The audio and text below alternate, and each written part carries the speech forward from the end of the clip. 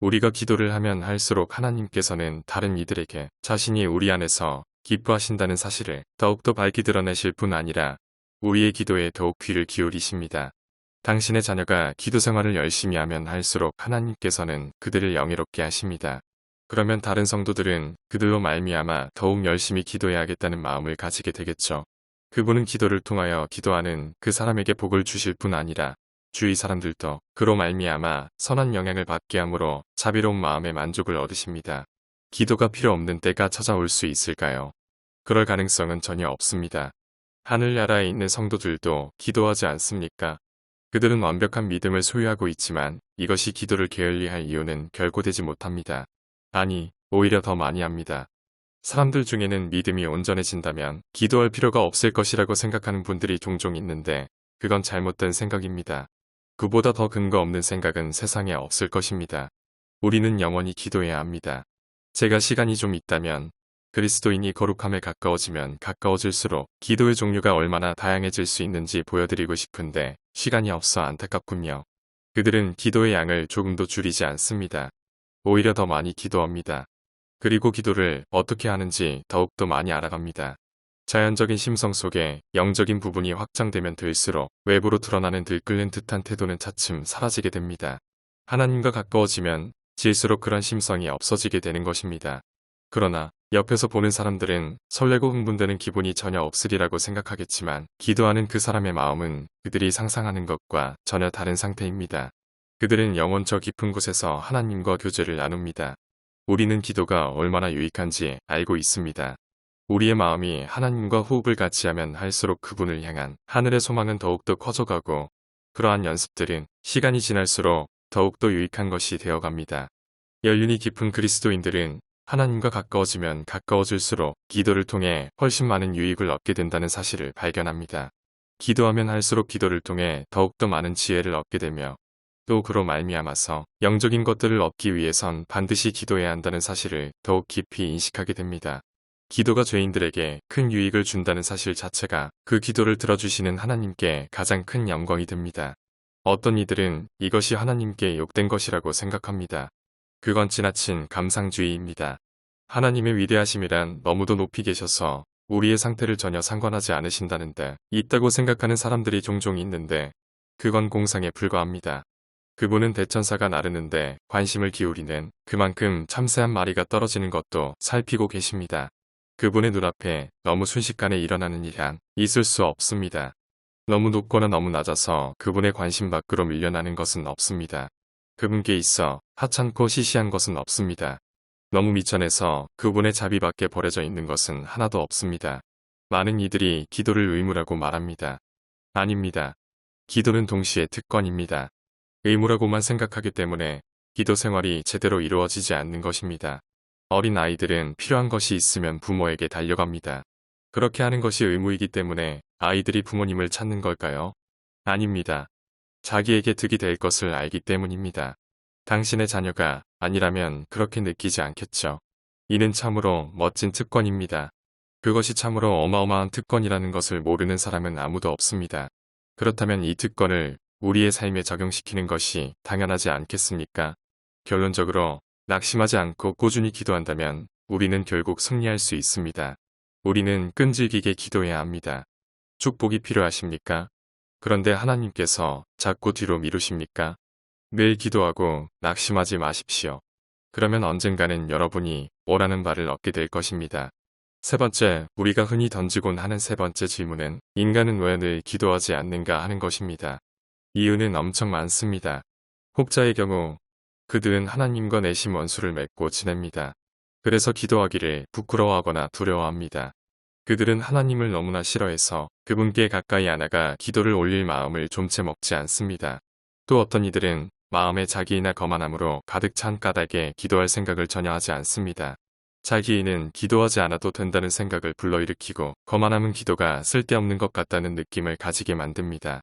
믿음이 부족한 것도 기도 생활에 있어 큰 장애로 작용합니다. 그들은 기도의 응답을 지그시 기다릴 만큼 하나님을 신뢰하지 못합니다. 그런 불신은 꾸준히 기도하는 습관을 앗아갑니다. 빌변론자들은 다른 사람들이 기도하는 것도 가로막습니다. 앞서도 짧게 말씀드렸죠.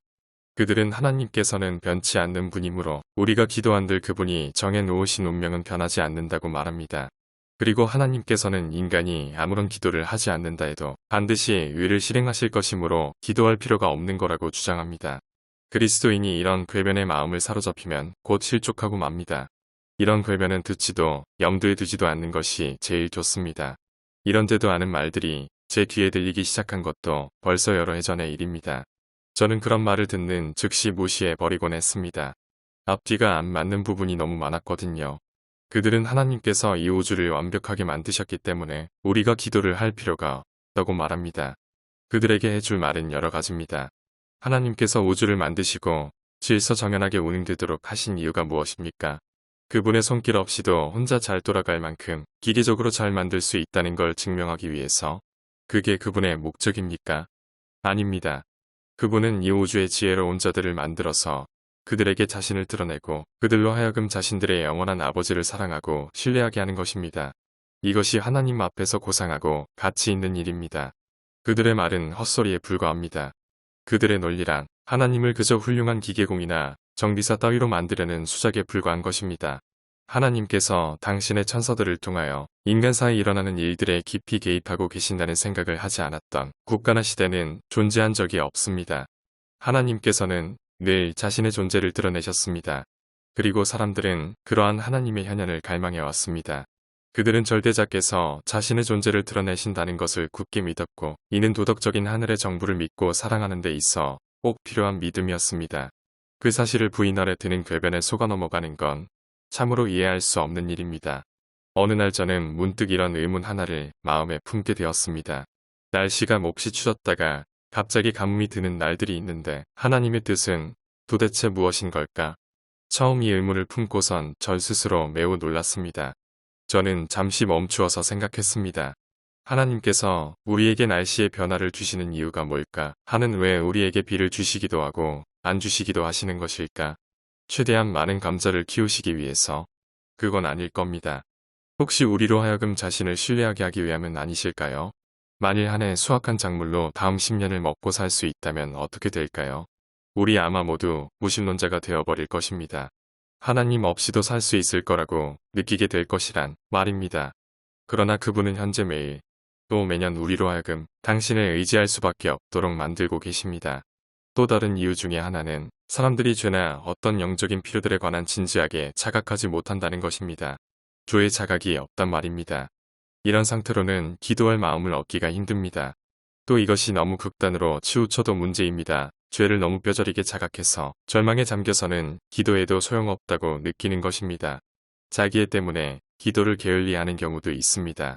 어떤 이들은 제가 제 자신을 낮추는 이야기를 듣고는 그러면 하나님께서 기도를 들어주지 않으실 거라고 말합니다. 의가 부족하다는 것이요. 이런 이야기는 자기의가 드러나는 모든 말이나 그래서 발견할 수 있는 것입니다. 그들은 하나님께서 오로지 우리의 행위를 보시고 기도를 들어주신다고 믿습니다. 세속적인 마음도 꾸준한 기도를 가로막는 장애가 됩니다. 세상을 향한 생각들과 마음으로 그득 차서 기도할 마음이 안 생기는 것입니다. 그리고 자신들의 실제적인 경험으로 말미암아 기도할 마음을 잃어버리기도 합니다. 기도는 많이 하지만 응답받은 경험이 거의 없는 사람들의 경우가 그러합니다. 그들은 기도를 회의적인 태도로 바라봅니다. 그러나 그런 이들의 실패 원인은 대부분 끈기와 인내의 부족입니다. 항상 기도하고 낙심치 말라는 말씀을 무시한 결과인 것입니다. 핵심적인 사항을 다시 한번 짚어봅시다. 기도는 시간 낭비가 아닙니다. 많은 이들이 그렇게 생각합니다. 항상 일로 바쁜 이들을 기도를 너무 열심히 하면 사업이 망하게 될 거라고 말합니다. 그러나 일을 하기 전에 기도를 하면 일이 더 잘 됩니다.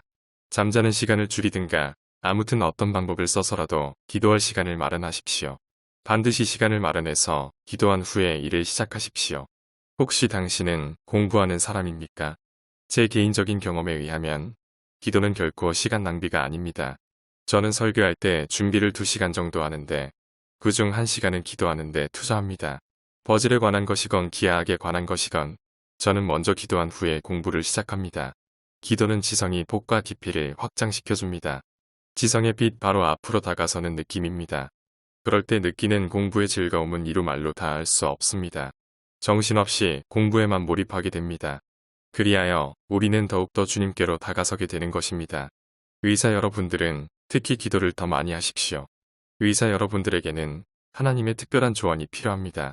기계를 다루는 이들이나 상인들도 또한 기도를 많이 해야 할 필요가 있습니다. 기도한 이들은 이렇게 간증할 것입니다.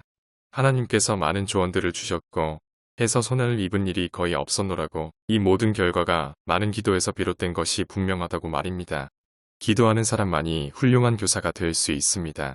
그가 과학이나 문학 같은 분야에 얼마나 조예가 깊든지 간에 기도하지 않는 교사는 결코 신뢰할 수 없는 법입니다. 기도의 영은 그 사람이 얼마나 배웠느냐 하는 것보다 훨씬 더 중요한 문제입니다. 만일 누가 저에게 둘 중 하나를 고르라고 한다면 저는 가브리엘의 지성보다는 하나님과의 교제를 선택하겠습니다. 저는 학식이나 지식을 얕잡아 보고 이야기하는 것이 아닙니다. 다만 재능이나 지성도 기도를 통해 축복을 받아야만 큰 능력을 발휘할 수 있게 된다는 말을 하는 것입니다. 기도해보지 않은 사람들은 기도응답에 대해 무지합니다. 그들이 어떻게 알겠습니까? 기도하고 응답받는 일은 그들에게 있어 믿기지 않는 일일 뿐입니다. 경험이 없기 때문이죠. 그들은 그 반대의 경험을 찾을 뿐입니다. 기도 응답 받았다고 말해보십시오. 분명 의심스러운 눈초리로 쳐다볼 것입니다. 그들은 말할 것입니다.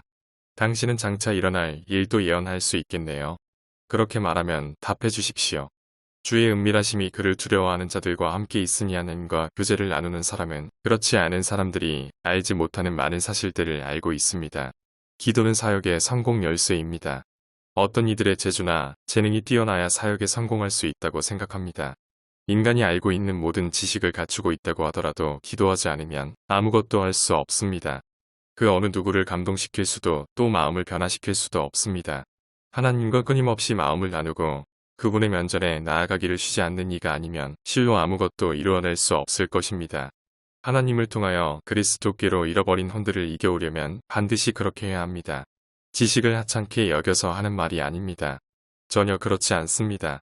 단지 기도의 능력이 그 지식들보다 훨씬 더 큰 영향력을 발휘한다는 말입니다. 현재의 신학 세미나나 복음 사역의 허점이 바로 여기에 존재합니다. 그들은 지식이나 암기력 또는 재능들만 강조합니다.